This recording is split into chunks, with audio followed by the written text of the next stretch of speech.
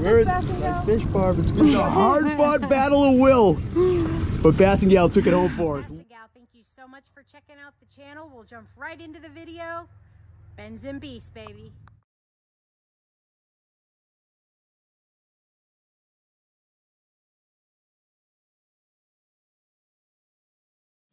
You ready? Yep. It is 7:44 a.m. October 10th, Big Bass Bonanza 2020.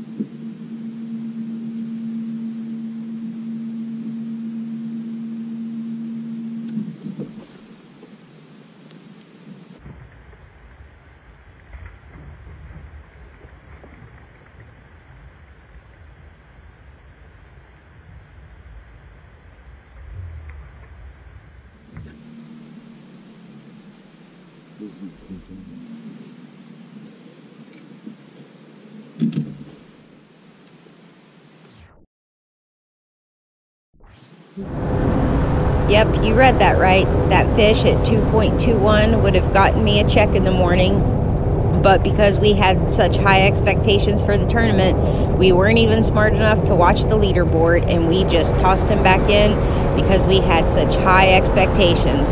That was a huge lesson learned for us.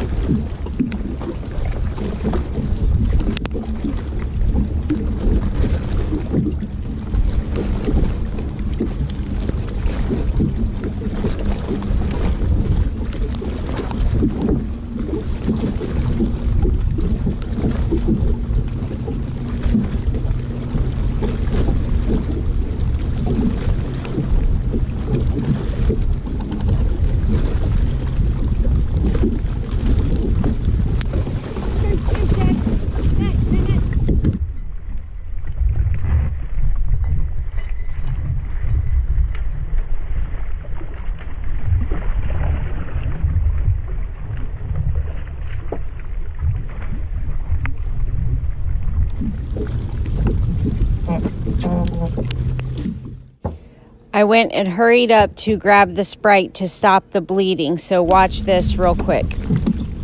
Hey everybody, I said I would show this on video. Fish is bleeding. See him bleeding.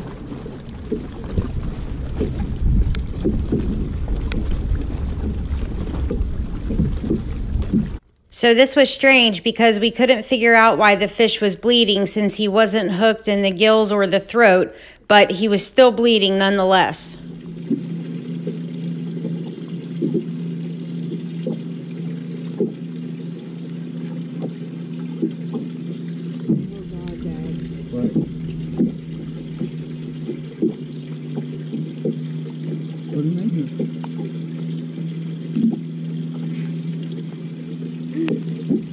That other one was... Got it. Yep. Here's the deal, everybody. A fish for 2 pounds on the dot is a $1,000 fish. That fish just weighed... What was it, Dad? 2.01. Is this still closed or is it open? It's open. And then I poured the Sprite. Damn it. What? Come on, don't act stupid.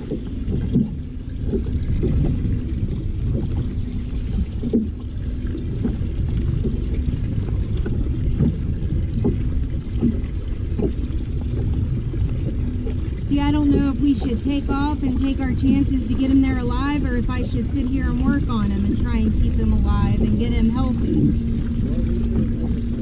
Huh?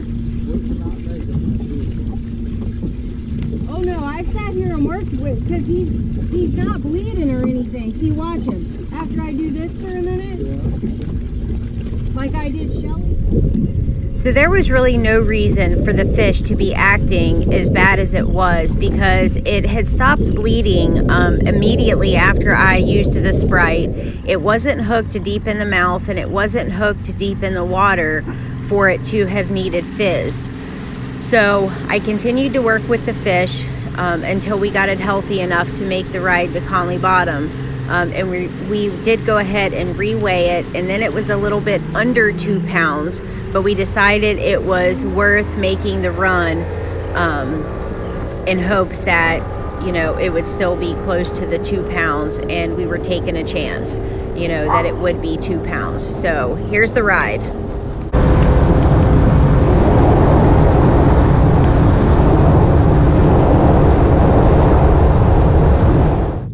So we stopped to check in on the fish.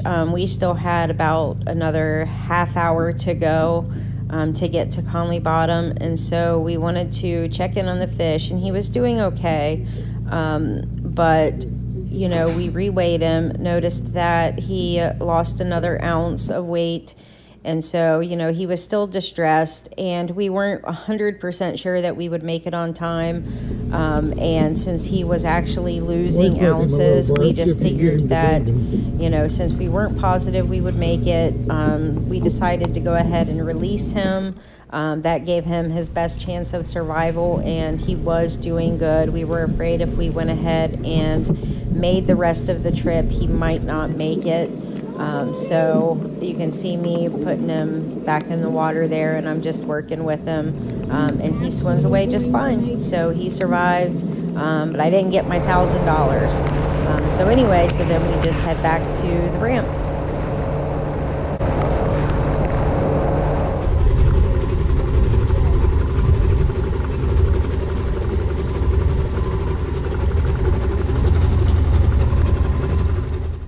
The entire day 2 was a huge lesson learned for us, because we decided to launch at Conley Bottom so that we did not have to make the decision on whether or not we were going to make that long run with any fish that we had. And, you know, that's what a lot of people say, you know, fish your strengths, fish what you know, and we were comfortable, really comfortable with the water that we were fishing on day 1, and instead we went and fished a part of the lake that we have never fished before in our life, and we were definitely not as strong.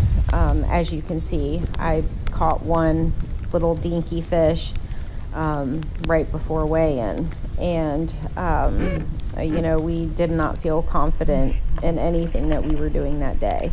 And I think that we would have definitely done better if we would have stuck with what we were doing. So big lessons learned in our first Big Bass Bonanza. So we might still do this again next year, and just strategize a little better.